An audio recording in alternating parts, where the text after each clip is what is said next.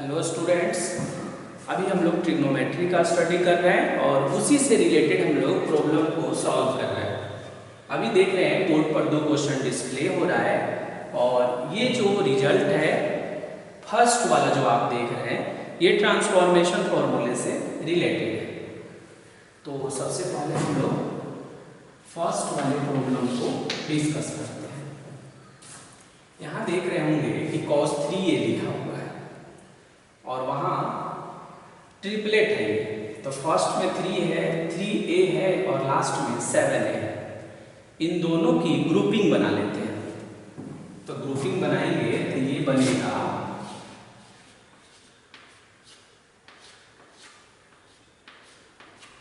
cos 7a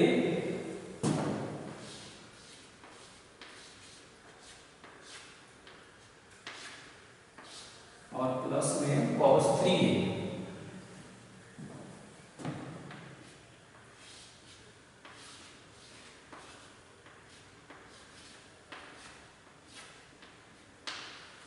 minus 2 cos 5।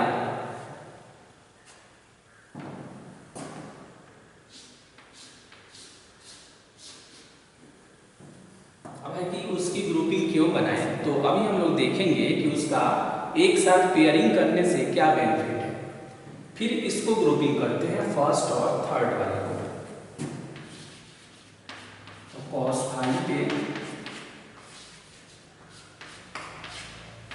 cos a और minus में 2 cos 3।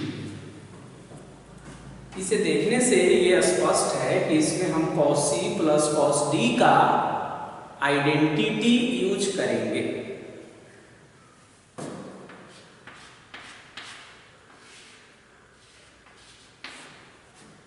तो हमने क्या पढ़ा cos c plus cos d के लिए 2 cos c plus d by 2 into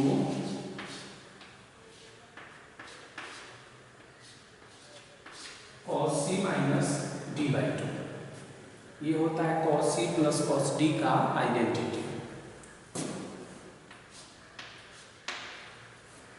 अब अगर हम इसमें यूज करें तो ये cos 7a है और प्लस में कितना है cos 3a है।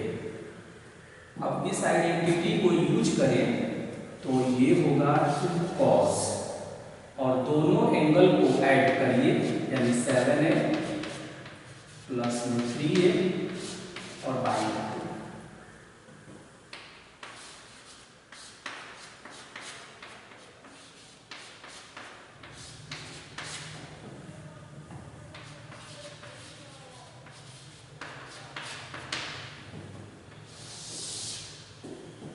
और upon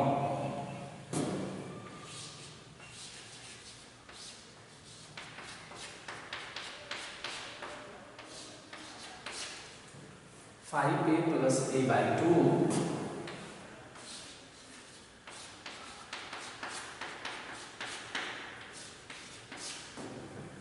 cos 5a minus A by 2।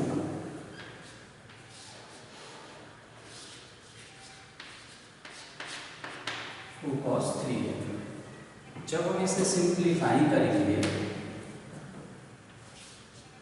तो 2 cos और ये 7a में 3a ऐड करेंगे तो 10a आएगा और 10a को जब हम 2 से डिवाइड करेंगे तो 5a होगा।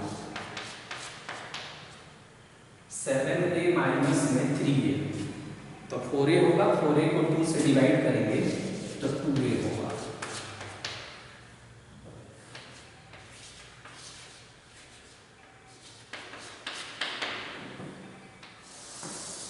अपॉन और इस 2 से इस 2 को कैंसिल कर देते हैं तो इस 2 को हम यहाँ से रिमूव कर देंगे। 5a और a ऐड करेंगे तो 6a होगा। 2 से डिवाइड करेंगे तो 3a होगा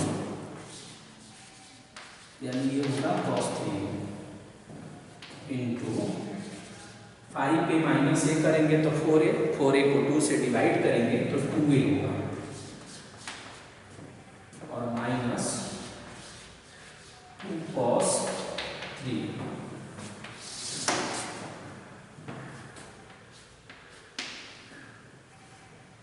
अब यहाँ देखेंगे कि cos फाइव ए का कॉमन बना सकते हैं।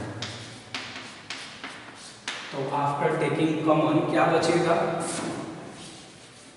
cos 2a और माइनस डाउन में cos 3a का कॉमन बना सकते हैं। तो क्या बचेगा यहाँ से,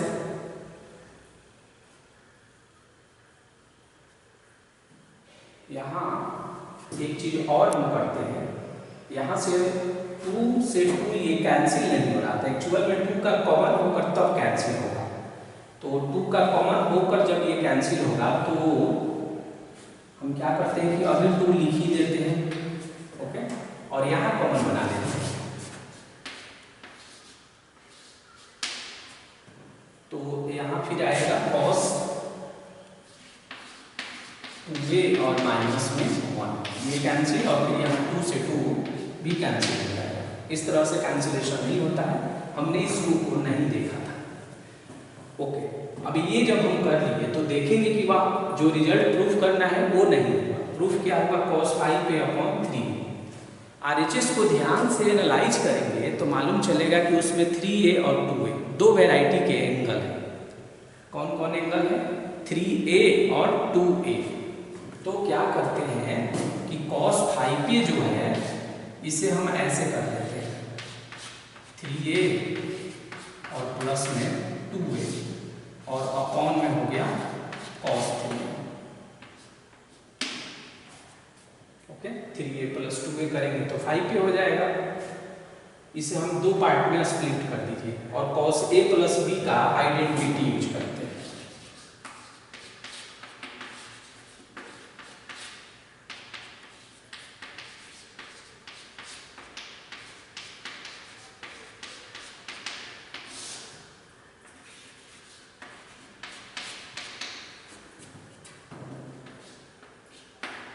हो गया ऐसे।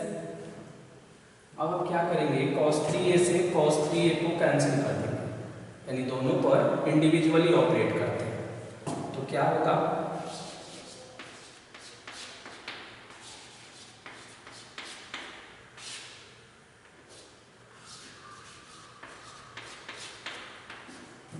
माइनस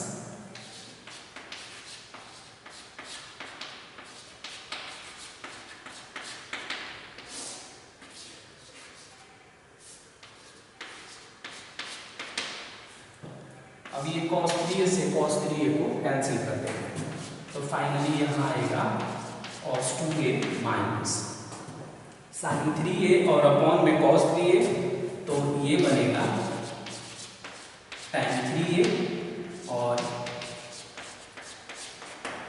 इनटू में sin 2a आएगा। और इस तरह से ये रिजल्ट क्या हुआ, प्रूफ हो गया। यानी पहले हमने ट्रांसफॉर्मेशन यूज किया, जब फिर हम यहाँ पहुंचे तो हमने देखा कि यहाँ 5a है और जो रिजल्ट मुझे प्रूफ करना है उसमें कहीं 5a नहीं है।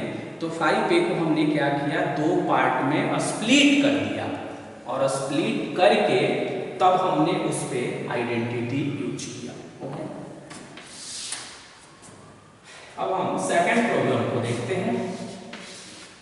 सेकंड प्रॉब्लम को हम ऐसे भी लिख सकते हैं, cos a माइनस b और अपॉन में cos a plus b is equal to 3 upon a।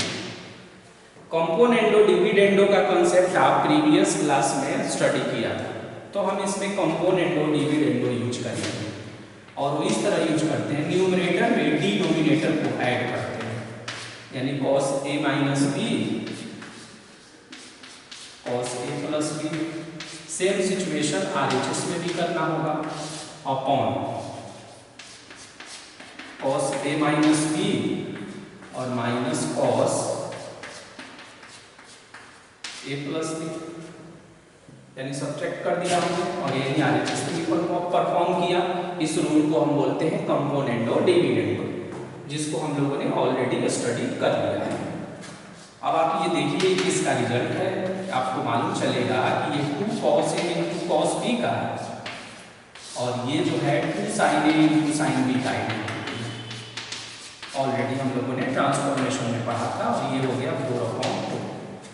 4/2 simplify होगा तो सिंपली 2 हो जाएगा, 2 से 2 cancel, cos upon sine cos A, ये हो जाएगा cot B और ये हो जाएगा 2, और फाइनली ये रिजल्ट भी प्रूफ हो गया। शुरू से हम इन बातों पर बार बार फोकस कर रहे हैं कि विदाउट आइडेंटिटी को लर्न किए ट्रिग्नोमेट्री के क्वेश्चन को हम नहीं कर पाएंगे।